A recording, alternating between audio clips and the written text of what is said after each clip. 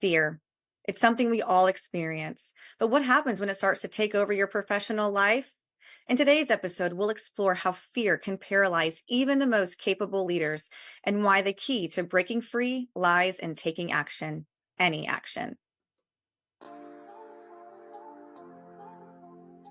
You're listening to the Banking on Digital Growth podcast.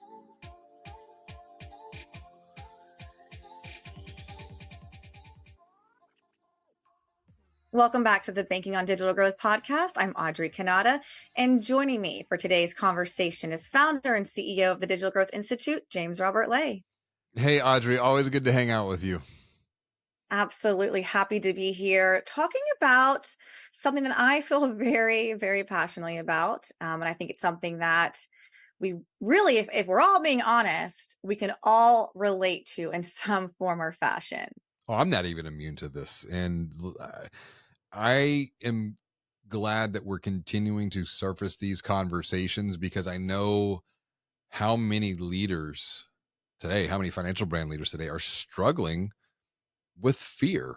I've written about them in 2 books now. I see it through the work we do in the Banking on Digital Growth program.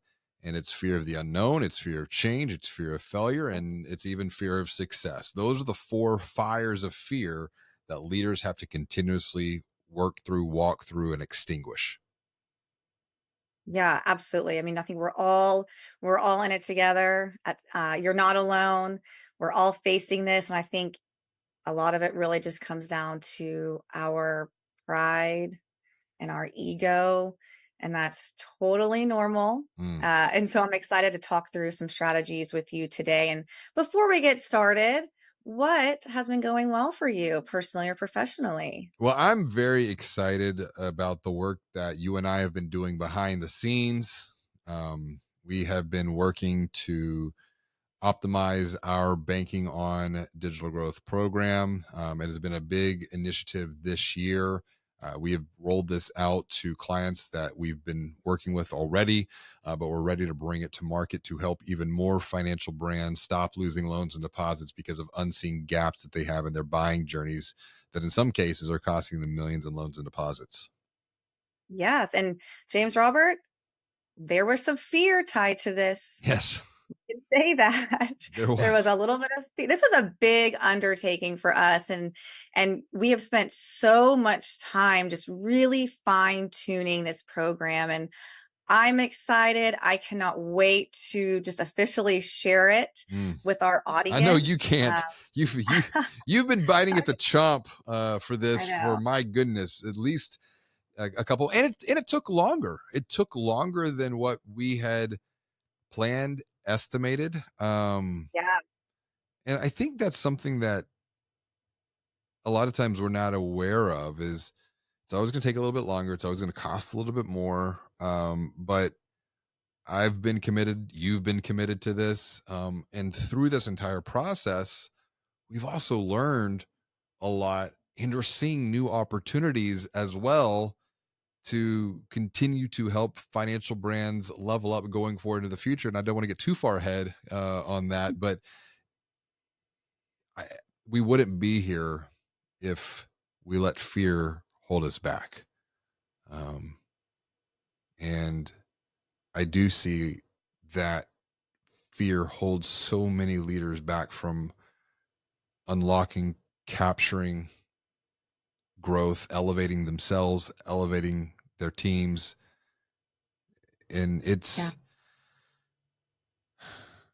And we're James Robert, we're not just saying this. I mean, no, we actually get emails, DMs from leaders just like they just need someone to talk to. They express their fear, their uncertainty, their doubt to us. I mean, it is not uncommon for no. someone to reach out to you or I and just looking for someone to listen. And this is real. And those are just the ones who speak up. It, How many are feeling this that don't say anything? well, I mean, you think about the Banking on Change workshop that we recently facilitated, and this came up uh, the lack of action or inaction that individuals and teams take all comes down to this one perspective. It's fear. And you can look at this from a couple of different lenses. It's the idea of FUD. You've got fear, but then you also, well, okay, I might not be completely fearful, but the second element of FUD is uncertainty. Right. So that's a lack of clarity. And that this is big in this industry full of perfectionists. That's That's where that comes in. well, there's the perfectionist, but then there's also the initiating modality or the MO for financial brand leaders when we think about the Colby Right. profile. Right. They initiate action with fact finding. Mhm. And so the uncertainty, they don't have enough quote unquote data to make a decision to take action or to solve a problem. I would push back on that. I think there are teams, there are leaders who have enough data, but the procrastination kicks in Mhm. and they procrastinate as a way to avoid taking action because then the last D of FUD, you got fear, you've got uncertainty, there's doubt. Yeah. And doubt doubt will chip away, uncertainty will chip away at motivation. And so it's like you've got these contrasting emotions. You've got confusion on one side of the spectrum, uncertainty, doubt. You've got commitment, courage, confidence on the other side of the spectrum. And what,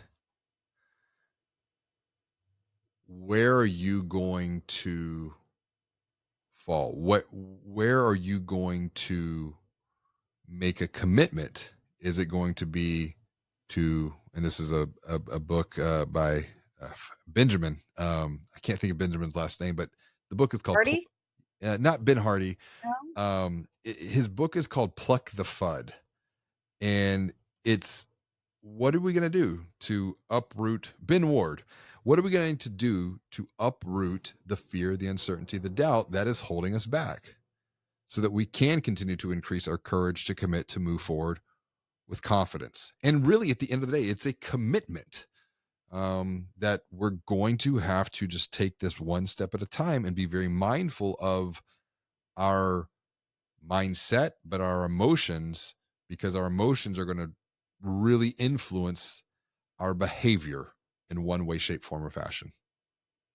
How much do you think that these common feelings of fear, uncertainty, doubt has a lot to do with your leadership or those on your team?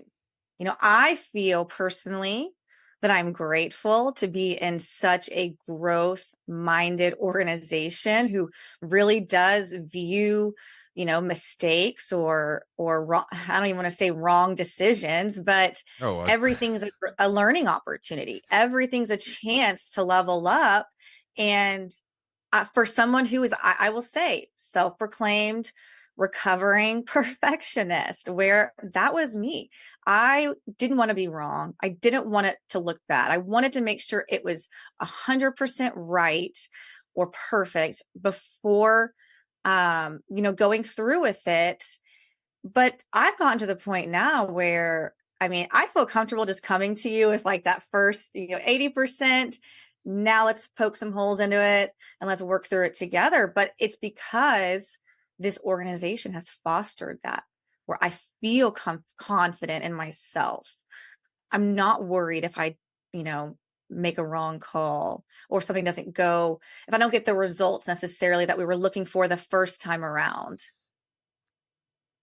there's a lot to unpack there. Yeah. I I can only speak for myself. Um, the amount of failure that I've had over the last 21 years as an entrepreneur, I've lost count. The amount of learning that I've had over the last 21 years as an entrepreneur, I'm so grateful for. Um, and it really is a bit of a reframe. Mhm. I wouldn't be where I'm at today and have the perspective that I have today without all of the failures that I've experienced along the way, or I would be at where I'm at today or having experienced what I've had today without all the lessons that I've learned along the way. You're either winning or you're learning. If we remove the idea of failure altogether, I think there's such a negative stigma associated and tied to that that's very deeply psychological. Um, but I think something too. There's the story of Steve Jobs and uh, Johnny Ives.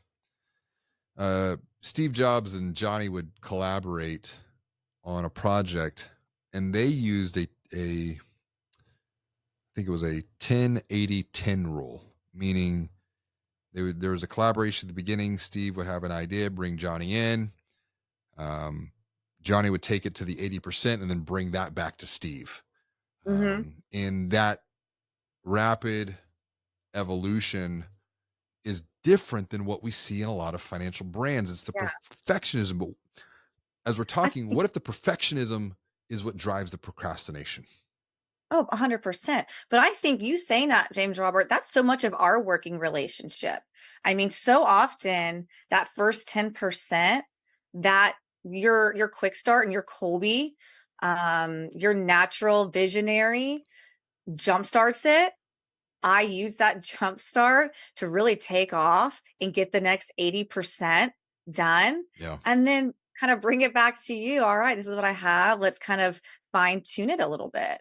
I mean, it really is such a good, working relationship in that way. But that's because we have the awareness of Right. self. Right. And as a leader myself, I've invested well over six figures in my own personal development, my own personal growth. I would not be where I'm at today had I not had other mentors, guides, entrepreneurial groups that I meet with on a monthly or quarterly basis to hold the mirror up. I mean, even this morning I was sharing with you, like, I got my ass handed to me by Rick. And Rick is a sales coach that I'm working with right now because I know that's a personal growth area. Yep. Um, and he made a comment. He goes, "I bet you can't wait till you're finished with me." And I go, "No, actually, I'm appreciating every minute, every moment, even though it's painful, Yeah. even though it makes me question, even though it creates doubt in my mind in the moment. Once I step out of that moment and I do a little bit of reflection, I'm like, huh, Rick sees something that I don't see in myself. And we need that to continue to level up. We need that to continue to elevate. Otherwise, we just risk getting stuck in the cave of complacency. And then we think that we're just okay." Right. And I think that is one of the, wonderful benefits of having a community or a group or even a coach, if you can have one of those, who is that objective person who can tell you. I mean, James Robert, you have told me a majority of the things that I have done are because like you saw it, you put that idea in my mind. I would have never volunteered for a lot of the things that I've done, a lot of the roles that I've taken on. But I had somebody else who kind of pulled that out of me. But I wonder, and I know that we work with some teams who are quite small Mm, and they don't necessarily have that, or they don't have a mentor looking out for them. And they might truly feel alone. I got a lot of empathy for that. Mhm. Once again, I'll share my entrepreneurial perspective on this. For the first 10 years as an entrepreneur, that was me. I felt alone. I felt Mhm. like the I got to deal with all these problems. I can't talk to anyone. No one's going to understand. And it really almost cost me my marriage. It almost, it definitely took a toll on the business. I mean, even though the business was doing extremely well, there was no longevity with that. There was eventually going to be a breaking point. Yeah. Oh, But yeah. now it's doing the hard work, doing the deep work.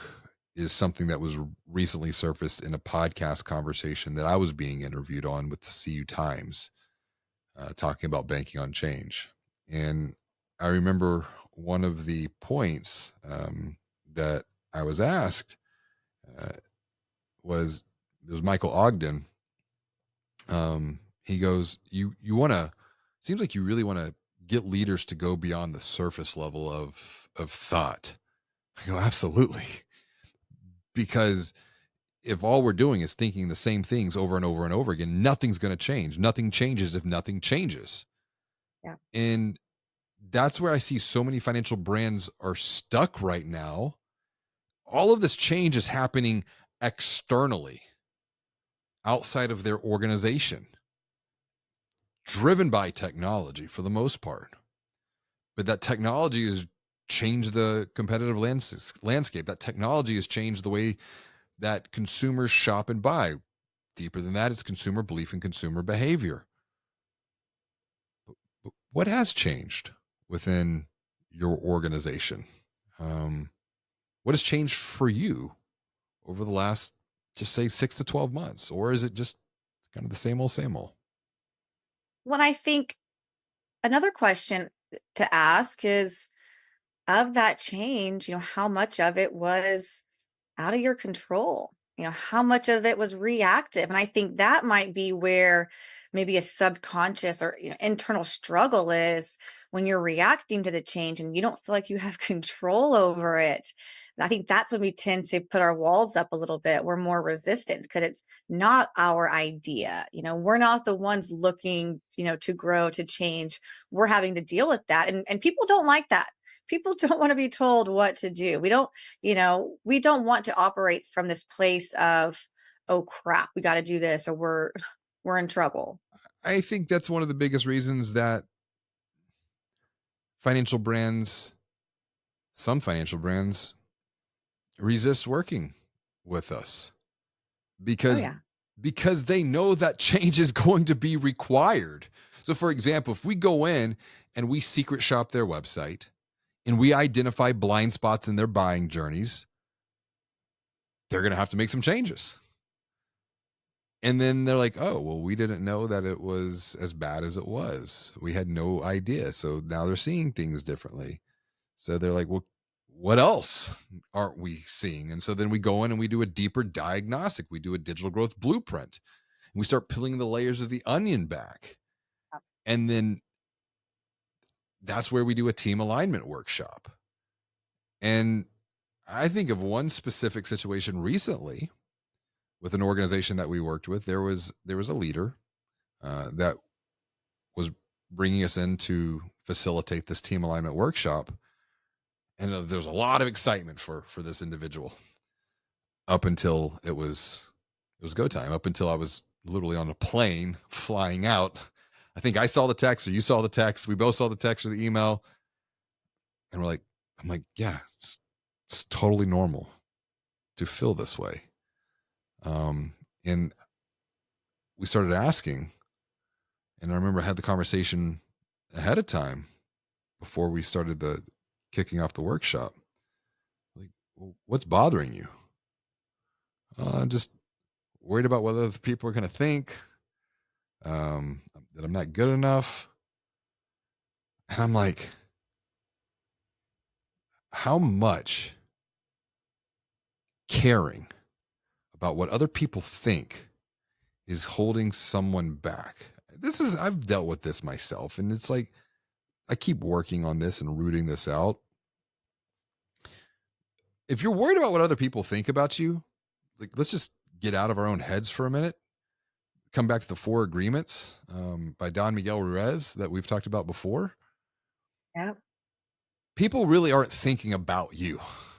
Um, Right. they're really not, you know, They're not. they don't They're not. really That's a big one care. for me. Yeah. But I really want to address this. I think that this fear and there are a lot of marketing leaders that I know that I've talked to who are scared, who are fearful of doing any type of website secret shopping study. team alignment workshop, digital growth blueprint, because they feel that whatever recommendations are made, whatever discoveries are found, are a reflection of them. Well, why would I want to do this? Why do I want to go show my organization all of the blind spots on our website when I feel like that's on me? What can we do to, and I don't know, I'm really asking you this because I'm not sure. How can we flip that perspective around? Because I get it. Like you don't want to go, why would you do this? It's like putting yourself on the chopping block. Fixed mindset versus a growth mindset. Um, a growth mindset is going to look at an opportunity and say, what can I learn from this experience? A fixed mindset is going to be very fearful of, what will I learn from this experience? They're going to find me out. Imposter syndrome is going to start creeping Yeah, in right here. And this gets back into, what does it matter what anyone else thinks? I think even deeper than that, though, it's it's self-worth. It is such a self-worth right. thing. And I've been thinking a lot about this with the marketing, the perception of marketing within financial services. I've written about it, talked about it, spoken on stages about it. The lack of respect for the function, the role of marketing within financial services. Could it be that marketing leaders lack respect for themselves? Yeah. I mean, we can't demand or expect respect from others if you don't respect The yourself. very first, and we talk about the pyramid of human relationships, the foundation of every positive relationship. And it's funny because I wrote about this in Banking on Digital Growth. I wrote about it from an external perspective, Right. meaning the relationship that we have with prospective account holders. All positive human relationships start with respect. And when I ask leaders, well, what's the foundation of all positive relationships? They say trust. I said, well, you can't trust someone if you don't necessarily respect them. Yeah. Respect has to be established. But where does respect start? Respect begins within. You have to respect yourself. You have to love yourself. And as one who has done a lot of work on this, external validation seeking. Think about Yeah. marketing awards, like marketing awards. That's an external validation that you're Right. not getting most likely internally from others within your organization. So you go to a marketing conference, you get a marketing award, your peers celebrate you, and you're like, that's amazing. You feel good about yourself, but it's temporary. When in reality, you can only give yourself that self love. You can only give yourself that self respect. And I get it. If you're not there, if you don't feel that for yourself, trust me, I truly understand what that feels like. It's something that I've been working on myself for a long time. But you're never going to get the external validation. It's only going to have to come first and foremost from within. And that all is tied to respect as well. Yeah, and I think though that having as a marketing leader, having the courage to stand up and to raise your hand, to ask for help, to look for guidance, knowing that you're not perfect, knowing, I guess respecting yourself enough to have that confidence, that for me, that's incredible. That's the kind of person I want to work with, Mm. who doesn't care. Look, I'm an incredible marketing professional. I've done great things, but I know that if I get additional help or additional perspective, I can be even better. And I think that is the way you approach if you're fearful or if you're scared or if you lack confidence, that's the way you approach your team or your leadership team. Is hey, I want to keep doing I've been doing great things and I want to keep doing great things. So let's invest in this. The the word you said is so key that I just want to surface this. It's about being even better. It's not that what you've done is bad, but once again, it's what it's what you don't know. And when we look at wisdom from a Socratic perspective, Socrates defined knowledge, wisdom as I know nothing. That's number one. Number two, though, In a world full of exponential change, I go from Socrates to Yoda. We That sums you up perfectly. we have to there's an opportunity to unlearn what we have learned. I mentioned Rick before, and Rick is really helping to hold the mirror up. And I have a choice. Either I feel bad about myself because of it, or I didn't see that before. Yeah. There's an opportunity to be even better. And, I don't, maybe we've referenced this, but hu- this is the human transformation that is required to unlock new levels of growth that I wrote about in Banking on Change. When you talk about feeling bad about yourself, I forgot who I heard this from, but guilt and shame Mm. on Dr. David Hawkins' scale of human consciousness, those are the two lowest emotive states one can be in. Guilt, shame. Shame's at the bottom, guilt's right above that. Then I think it's anger and fear are all stacked up like that. I think of one specific VP of marketing I've worked with over the years, struggled with, for lack of a better word, struggled with shame. And we had multiple conversations about this through coaching. And what I learned, and I forgot who I heard this from, guilt is where you feel sorry for what you did, like you have some remorse to it. You feel a little guilty. Shame is where you feel sorry for who you are. Yes. Yes, I've heard that guilt is more outwardly focused, and shame is more internal. Like guilt is like I'm sorry Yeah, what I did. For example, I'm sorry what I did to you. yeah, But the shame is where you carry that sorry of what you did or didn't do. The shame is where you carry that forward and you don't release it. And that becomes a weight. That becomes an anchor that prevents us from leveling up, from moving forward, making progress.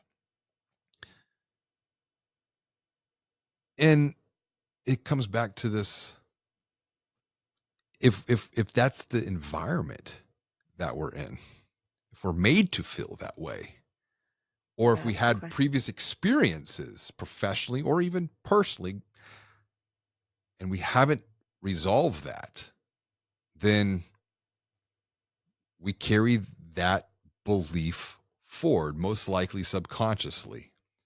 Yeah, And but it begins to surface when change is required in one way, shape, form, or fashion. And that's why change is hard, change is scary, change is painful. Um, but it doesn't have to be. It's developing the grit and the resilience to see it through, the AQ, the adaptability quotient, to see that change through to the other side.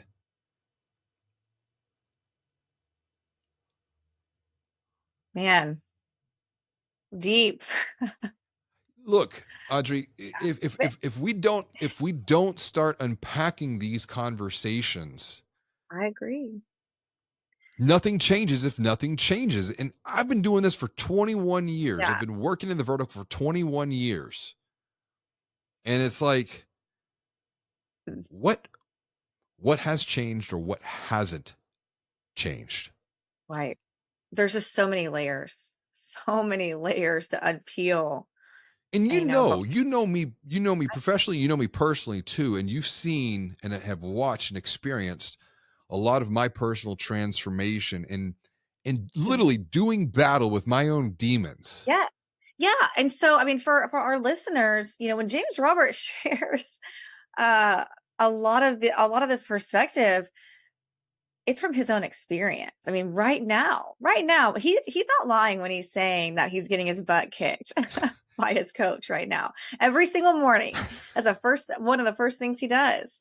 And he's literally working through this and then coming back and sharing a lot of insights with me. So, I mean, this isn't one of those just, he's not just preaching things that he's not living. I mean, he is going through change. He is forcing himself to make it through right now, which I have mad respect for. Um, it's not easy, but if it No. was easy, then everyone would be doing it. And I think being disciplined to do difficult things. A lot of this gets into almost, I think, how you opened up this conversation. If you're dealing and struggling with fear, if you're under the oppression of uncertainty, if you're being held back by doubt, there is one thing that will eliminate all of that right now. Yeah. Go do something. Go take some action. Go move your body. Anything, any action. Go lift weights. Go for a run. Go for a walk. Physical activity specifically will Yes. truly begin to defeat the demons, if you will, that you're doing battle with in your own mind, Yes. that no one else Yes. can see, no one else can feel, no one else can experience. But if you move your body, Right. I know It's it's a bit of a philosophical point, but I mean, I was thinking about this the other day. The word exercise, when you go and exercise your body, I think what was the movie? Jim Carrey, Ace Ventura. I think it was Ace Ventura. Maybe it was Ace Ventura 2 Pet the oh gosh. and he goes, "I've exorcised the demons." But I thought about that word exercise. Like, X prefix. yeah, exercise. But you exercise your body, you exercise your mind. There's the mind Yeah. body connection and you move Yeah. and you I take had someone at action. Yeah, I had someone at the gym actually ask me, like earlier, well, maybe it was late last week. Uh, she was like, "What?" She looked at me, and we've been going to the gym for a while together, and we're not always in the same class. And we were talking, and she was like, she asked me how many classes I was coming up on, and I told her, and she was like, what are your goals? Like, what why are you here all the time? And my first answer was honestly like, I'm doing this for myself, mental health, overall happiness, motivation. That is number one. Six pack, great. But I am here like to get my mind right. And that's why I show up every single day. And that's the first thing I have to do is move. So I want to, and I know we're going to start wrapping this up, but I Yes. want to go from the internal perspective Mhm. of a financial brand leader who might feel like they're struggling with fear, uncertainty, and doubt. Go to the external now. Go to account holders, go to prospective account holders, go to employees for that matter. If you think about the idea of shame, which we were talking about before, Yep. where we can look at as I feel bad for who I am. How many account holders, prospective account holders, employees you work with are struggling with what Tammy Lally frames as financial shame? Yep. Tammy Lally is a money coach because she calls it money shame right here. Money shame is the intensely painful feeling or experience of believing that you're flawed and therefore unworthy of love and belonging. Like,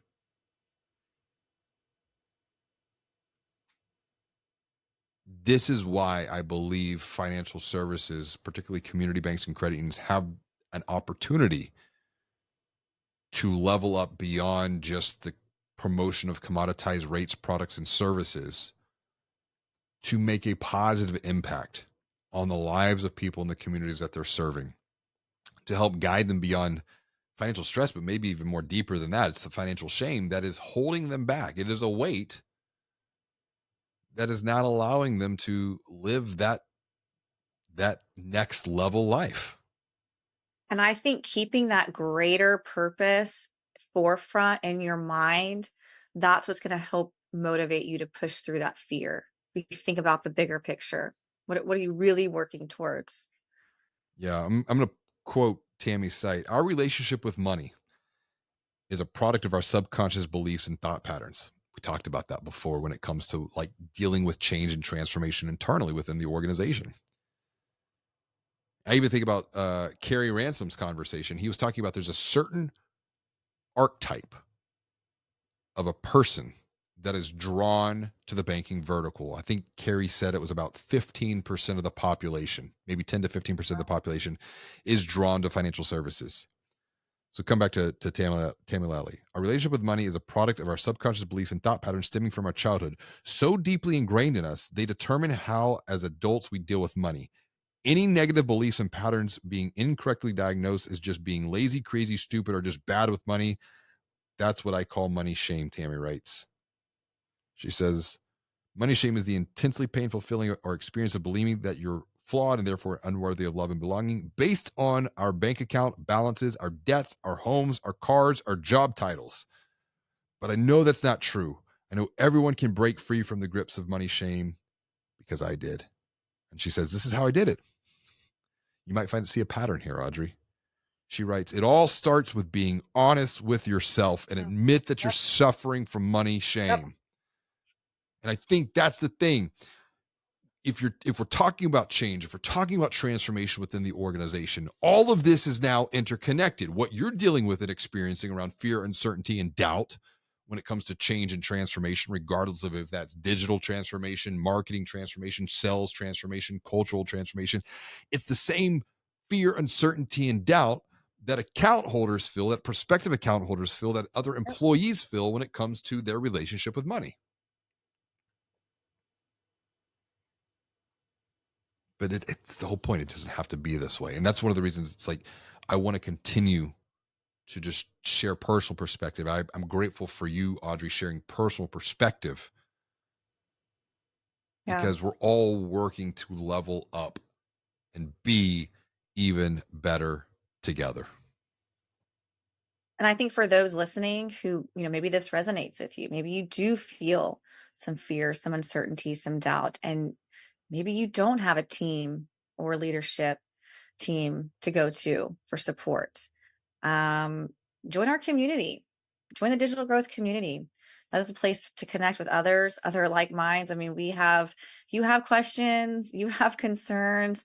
There's somebody in that group feeling the same way. And if you can't find them, we'll help you connect with them. But I do think that is one small step that I think our listeners can take, one easy step. Yeah, it's text us 415-579-3002. Text community and we'll help you get into the community, but we'll also help make some introductions for you so that you're going in. There's over 350 other growth minded financial brand leaders from marketing, sales, and leadership teams at banks and credit unions already in the community. And they're looking to learn, they're looking to grow, they're looking to be even better together, and would love to welcome you alongside on that journey with them as well. Absolutely. We love connecting good people. Yes, we do, Audrey. Yes, we do. This was a great episode with you, James Robert. Thank you for the deep but insightful discussion today. Well, thank you so much for guiding. It has been a lot of fun, as always. Until next time, y'all be well. Do good. They'll be the light.